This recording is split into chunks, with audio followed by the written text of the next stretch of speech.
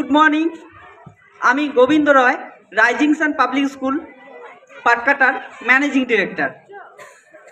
উপস্থিত student, parents, teachers, chairman ma'am ও president স্যারকে আন্তরিক প্রীতি ও শুভেচ্ছা জানিয়ে আমার সংক্ষিপ্ত বক্তব্য শুরু করছি। দেখতে দেখতে প্রায় 8 বছর কেটে গেল এবং এই 8 বছরেই আমাদের স্টুডেন্টরা পড়াশুনো ও নানান অ্যাক্টিভিটিতে অনেক ডেভেলপ করেছে। শুধু স্কুলেই নয়, স্কুলের বাইরে গিয়েও কম্পিটিশন করছে। এর জন্য স্কুলের সমস্ত শিক্ষক শিক্ষিকাকে অসংখ্য ধন্যবাদ জানাই। উনাদের অক্লান্ত